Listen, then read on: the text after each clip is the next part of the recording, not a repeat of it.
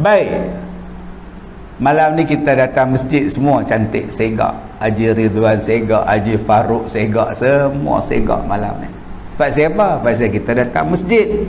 Khuzu zinatakum 'inda kulli masjid. Pakai cantik-cantik bila datang masjid, pakai wangi-wangi perhiasan yang baik. Tuan-tuan sekarang ni duduk ni semua baik. Semua baik belakang ni. Pasal apa? Pasal di masjid. Pasal ramai-ramai di surau di masjid, sebab tu duduk pun baik. Sebab tu Nabi dia sebut yang paling baik bukan di sini. Sebab di sini saya menjadi baik sebab saya depan tuan-tuan. Tuan-tuan depan saya semua jadi baik. Nak tengok kita ni baik atau tak baik bukan di sini, no, di rumah. Di rumah. Nabi kata orang yang paling baik di kalangan kamu adalah orang yang paling baik dengan isteri dia. Jadi isteri kita kata tak kita baik, maka baiklah. Cuba tanya pada isteri kita, Kak Nak, Cik Mak Bidin okey? Mui. Makna tak baiklah tuan-tuan. Macam mana Kak Nak, Abang Bidin okey ke? Bolehlah Ustaz. Lepas sesak dia kata tuan-tuan. Nak tengok baik tak baik isteri kita. Habis tu Ustaz, kalau saya tak ada isteri? Sudah tuan-tuan. Siapa penilaian dia? Saya tengok dia.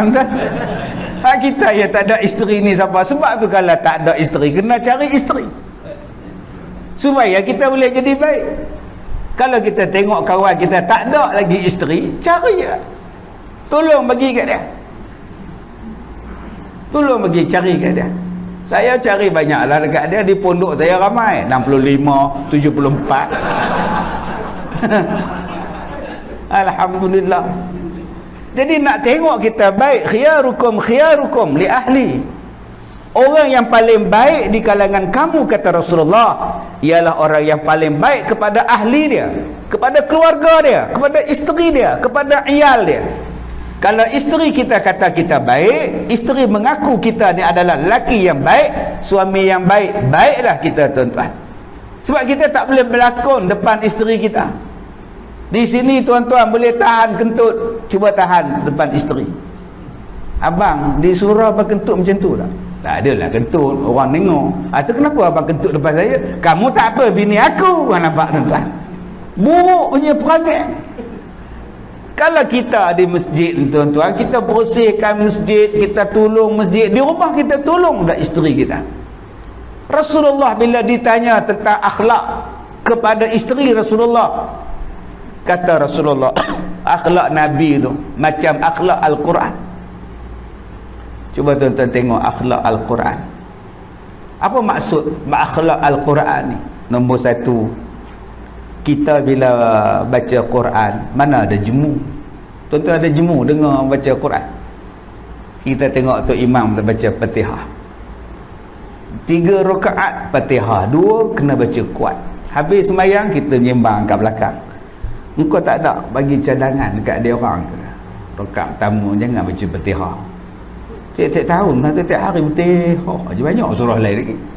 Kenapa kamu cakap macam tu? Aku jemu dengar Fatihah. Tuan-tuan ni baik tuan-tuan hantar dia ke pakar sekretari. Dia ni gila ke apa? Mana ada kita jemu dengar bacaan Quran? Fatihah tiap-tiap hari tak jemu. Apa maksud bila kita baca Quran kita tak jemu? Apa maksud dia? Akhlak Rasulullah macam akhlak Al-Quran. Maksudnya ialah akhlak Rasulullah tidak menjemukan. Dia tak menjemukan orang lain, tak menjemukan isteri dia, tak menjemukan umat dia. Itu nombor satu. Akhlak Quran tu maksudnya apa? Akhlak Nabi tak ada satu yang menjemukan orang lain. Orang suka dengan Nabi, orang duduk dengan Nabi, orang seronok dengan Nabi. Bila Nabi tak ada, Nabi balik, sahabat jadi kot lain lah.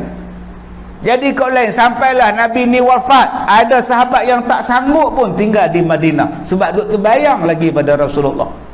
Ada yang pindah ke Syria, ada yang pindah ke Iraq, ada yang duduk tempat lain tuan-tuan. Sebab apa? Duk terbayang-bayang Nabi jadi imam. Duk terbayang-bayang Nabi berjalan main ke masjid. Duk terbayang dia berbual dengan Rasulullah. Bila Rasulullah wafat, dia tak boleh nak duduk. Balik dia tempat lain. Bilal bin Rabah pergi tempat lain. Sebab apa? Indahnya akhlak Nabi ni. Dia kata aku tak boleh duduk sini, aku duduk teringat kat Nabi punya baik.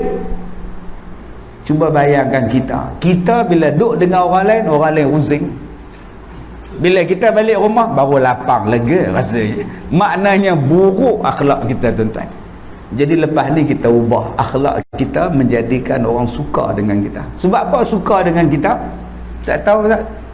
Saya dengan dia tak jemu langsung menyembang dengan dia, ustaz. Ada je dia baik dengan saya, tak ada dia menyakitkan hati saya. Yang kedua, akhlak Nabi itu akhlak Quran. Apa dia? Mana ada Al-Quran salah? Tuan-tuan carilah satu ayat ke, satu surah ke yang salah, yang tak betul. Wa in kuntum fi raibin mimma nazzalna ala abdina fa'tu bi suratin min mithli. Kalau kamu ni ragu-ragu dengan Quran, wak bagi satu surah, satu ayat yang macam mana Al-Quran kalau kamu betul hebat. Kalau betul kamu orang yang benar.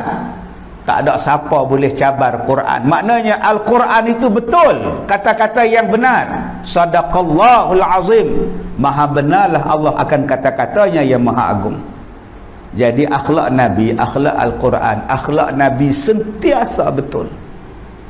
Sentiasa betul. Sebab tu saya awal-awal saya kata tadi, akhlak Nabi bila jumpa dengan orang, dia mula-mula hulurkan tangan bersalam. Dan dia orang yang paling akhir menarik tangan dia selepas bersalam. Maknanya bersalam itu betul akhlak dia. Nabi Muhammad bila dia jumpa orang, dia manis muka. Maknanya senyum itu betul akhlak dia. Betul hari ni orang buat kajian tentang senyum, orang buat kajian tentang kelebihan potong kuku. Dimulakan daripada tangan kanan jari telunjuk dia, disudahkan dengan ibu jari kanan dia. Orang kaji tu tuan, sampai tahap masuk tandas tu, masuk dengan kaki kiri tu pun orang kaji. Betul tak betul cara yang diperbuat oleh Nabi sallallahu alaihi wasallam, daripada bangun tidur Nabi sampailah tidur semula Rasulullah, semua akhlak Rasulullah itu adalah betul. Sebab itulah disebut akhlak Al-Quran, tuan-tuan. Jadi kalau kita nak jadi orang yang terbaik iman kita, nombor dua kata Nabi sallallahu alaihi wasallam, jadilah orang yang paling baik akhlaknya. Yang ketiga, wa afdalul muhajirin man hajara ma nahallahu anhu. Yang ketiga kata Nabi, sebaik-baik orang yang berhijrah, yang berpindah, ialah mereka yang meninggalkan barang yang dilarang oleh Allah Subhanahu wa taala. Ini sebaik-baik hijrah. Kita sebut hijrah zaman Nabi dulu ke Madinah, kita sebut hari ni hijrah nak jadi orang baik lah. Hijrah zaman sekarang ni, daripada tak baik kepada baik, baik kepada yang lebih baik. Apa dia? Kata Nabi, sebaik-baik hijrah ialah orang yang meninggalkan apa yang dilarang oleh Allah Subhanahu wa taala. Itu dia hijrah. Okey, macam-macam tuan-tuan hari ni hijrah. Artis berhijrah, pondan berhijrah sekarang. Alhamdulillah lah, mulai bulan depan saya akan buat program atas permintaan golongan-golongan yang lembut ini, insya-Allah bulan depan. Jadi kalau tuan-tuan nak join boleh lah. Kalau rasa lembut boleh masuk page sekali. Setakat ni tu ada 20 orang dah daftar. Nah, golongan-golongan yang dulu lembut-lembut, yang dah buat apa nama, ada yang dah tukar alat jantina pun dah ada dah. Jadi dia kata dia orang ni nak mengaji balik, nak duduk balik, nak hijrah betul-betul. Saya kata silakan. Okey, ada yang datang jumpa tu tuan-tuan pakai jubah. Yang saya tak tahan tu jubah, tapi bahagian dada tu ada lagi, itu masalah lah. Yang mana faham, tak faham sudah. Laki-laki tapi bahagian dada ni ada lagi, terbonjol ke depan. Oh sudah. Saya kata abang kalau nak masuk kelas besok, ambil serban tu tutup bahagian dada dah. Ambil kain pelikat macam Hermantino tu tak sini, dia tak nampak sangat lah. InsyaAllah jangan duk pakai tu. Orang lelaki-lelaki ambil surah dia pun kan iman kuat sangat, duk tengok orang lain jantan tak jantan, dia tak boleh kira apa. Jadi tuan-tuan macam-macam. Jadi kalau kita duk kutuk dia orang, kita duk kata kawan ni lari pula, tapi kita tarik dia orang, mudah-mudahan mereka ni hijrah. Jadi macam mana nak kalau kita tak tolong, tak bagi ruang, tak bagi peluang pada mereka? Kita duk condemn dia orang. Kalaulah besok dia orang mari ke surau tuan-tuan jangan duk usik pula. Duk ngorak pula, duk usik, duk raba punggung tu salah. Tu yang depa lari pula tuan-tuan ni. Mereka dah hijrah. Mudah-mudahan penghijrahan itu diterima oleh Allah berkekalan dan kita kena cari jalan bantu. Sebab ada yang datang mengadu, dia kata bila dia hijrah, dia dah berhenti buat kerja tak elok, dia tak ada peluang kerja, tak ada orang yang nak bagi dia peluang untuk dia bekerja. Orang tak percaya, orang tak suka ke apa tak tahu, jadi macam mana dia nak cari rezeki dia? Ada juga yang berjaya tuan-tuan, yang saya jumpa, yang saya buat apa semua ni, sekarang dah jadi buka kedai makan dah. Ya, dah habis dah dia buang semua dah apa-apa kosmetik dia apa semua. Sekarang baru ni saya jumpa semayang itu dah pakai jubah, pakai serban elok dah. Ya, tak apa nak cam lah, yang dia tu bekas pondan tuan-tuan.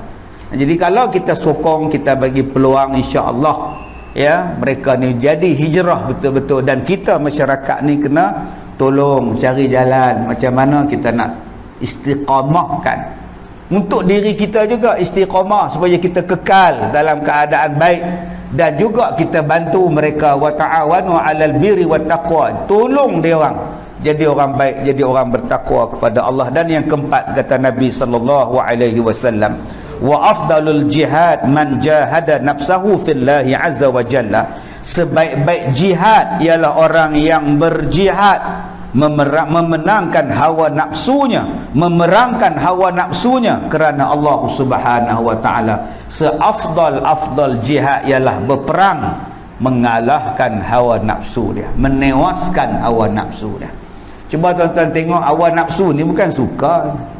Hawa nafsu ni tak suka pada apa? Pertama, dia tak suka pada ibadat.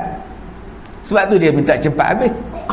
Semayang cepat habis, azan cepat habis, kuliah cepat habis. Sebab nafsu tak suka. Puasa cepat habis, lagi cepat habis puasa lagi bagus. Dia nak raya je tuan. Ini nama dia hawa nafsu. Orang yang sebaik-baik jihad, kalahkan. Dia tak suka pada benda baik-baik ni. Apa ceramah ni, TV ada ceramah, FB ada ceramah, surau ada ceramah. Dia tak suka. Maka orang yang berjihad ialah kalahkan hawa nafsu tu. Suka untuk berbuat ibadat, suka untuk duduk di dalam tempat ibadat. Suka saja tak aci tuan-tuan.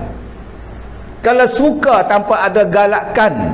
Sebab itu kalau tuan-tuan buka dalam kitab Muhimmah fil ilmil hadis, 5 tujuan, 5 ni tujuan kahwin ni tuan-tuan. 5 tujuan kahwin ialah salah satunya menggalakkan kita supaya melakukan ibadat.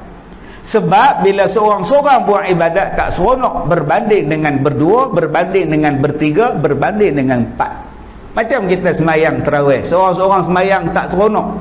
Tapi bila suami jadi imam, isteri kompom seronok. Lagi seronok isteri imam, suami makmum. Lagi seronok suami tuan. Ajaran sesat pula ni tuan ni. Kita akan jadi seronok kalau pak tu jadi imam, anak-anak isteri di belakang. Berbeza dengan semayang seorang-seorang. Macam kita puasa sunat, seorang puasa tak seronok. Isteri puasa, anak puasa, buka puasa sama-sama tuan-tuan. Walaupun puasa sunat dia jadi seronok. Macam kita mari masjid malam ni, kalau datang dengan isteri berdua, jalan kaki berdua, balik sekali lagi pun berdua, lebih seronok daripada duduk seorang-seorang. Boleh faham Haji Ridwan? Ya, Ustaz Hafiz boleh faham? InsyaAllah. Yang mana faham, faham. Tak faham sudah.